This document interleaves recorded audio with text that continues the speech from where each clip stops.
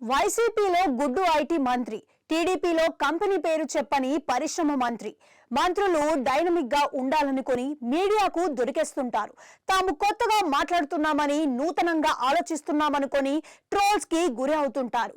గతంలో వైసీపీ ఏలుబడిలో ఐటీ పరిశ్రమల శాఖ మంత్రి గుడివాడ అమర్నాథ్ ఉన్నారు. ఆయన ఓసారి హైదరాబాద్ వచ్చినప్పుడు మీడియా చుట్టుముట్టి ఏపీకి కొత్త పరిశ్రమలు ఎప్పుడు తెస్తున్నారు అని ప్రశ్నించారు. దానికి గుడివాడ అమర్నాథ్ కాస్త వెరైటీగా ఉంటుందని అనుకున్నారో ఏమో కానీ అప్పుడే పరిశ్రమలు అంటే ఎలా గుడ్డు పొదగాలి, కోడిగుడ్డు పెట్టాలి అంటూ ఏదేదో చెప్పుకొచ్చాడు. అది కాస్త టోటల్ గా బూమరాంగ్ అయింది.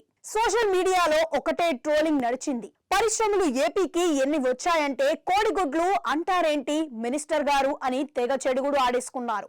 ఆయనకు గుడ్డు మంత్రి అన్న పేరు స్థిరపడిపోయింది. ఇప్పుడు టీడీపీ ప్రభుత్వంలో పరిశ్రమల మంత్రిగా టీజీ భరత్ కి ఛాన్స్ ఇచ్చాడు. ఆయన కూడా మీడియా ముందుకు కొత్తగా మాట్లాడాలని ప్రయత్నం చేసినట్లుగా ఉంది. ఏపీకి కొత్తగా ఒక పరిశ్రమ రాబోతుంది, అయితే దాని పేరు మాత్రం చెప్పను అంటూ మీడియాతోని ఊరిస్తున్నారు. ఏపీలో బీపీసీఎల్ తరువాత మరో భారీ పరిశ్రమ రాబోతుంది అని టీజీ భరత్ చెప్పారు. ఏకంగా 75,000 కోట్ల రూపాయలతో ఈ పరిశ్రమ వస్తోందని ఆయన చెప్పారు. ఆ పరిశ్రమ పేరు ఏంటో చెప్పండి అంటే మాత్రం ఆసక్తికరమైన జవాబు చెప్పారు. అమ్మో అదొక్కటి అడక్కు అన్న తీరున రియాక్ట్ అయ్యారు. గొప్ప సీక్రెట్ అని కూడా అన్నారు. అదేదో బ్రహ్మరహస్యం అయినంతగా బిల్డప్ ఇచ్చారు. ఆ కంపెనీ పేరు చెబితే దానిని వల వేసి తీసుకొని పోవడానికి తమిళనాడు రాష్ట్రం సిద్ధంగా ఉందట. అందుకే ఆ కంపెనీ పేరుని చెప్పనంటే చెప్పను అని మంత్రి గారు బిగుసుకొని కూర్చున్నారు. ఇక లాస్ట్ లో ఒక ట్విస్ట్ కూడా ఇచ్చారు. ఆ కంపెనీ ఏర్పాటు అన్నది కన్ఫర్మ్ అయిన తరువాతనే పేరు చెబుతాను అని, అంటే ఇంకా కన్ఫర్మ్ కాలేదన్న మాట. అయితే మంత్రి గారి దృష్టిలో ఇది సీక్రెట్ అయితే కావచ్చు, కానీ ఆ కంపెనీ సీక్రెట్ ఏముంటుందని అంటున్నారు.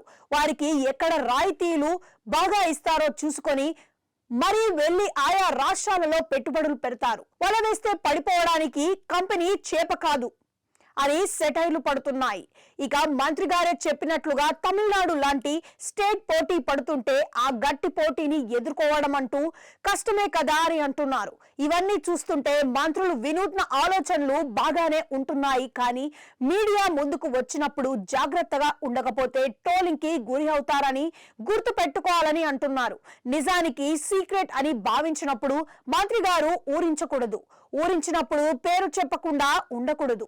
అంటే ప్రచారం కావాలి కానీ విషయం జనాలకు అక్కర్లేదా, వారు తెలుసుకోవాల్సిన పని లేదా అన్న కామెంట్స్ కూడా వస్తున్నాయి. స్మార్ట్ గా మంత్రులు ఉందామనుకుంటే అంతకంటే స్మార్ట్ గా జనాలు, నెటిజన్లు ఉన్నారని తెలుసుకోవాలని అంటున్నారు.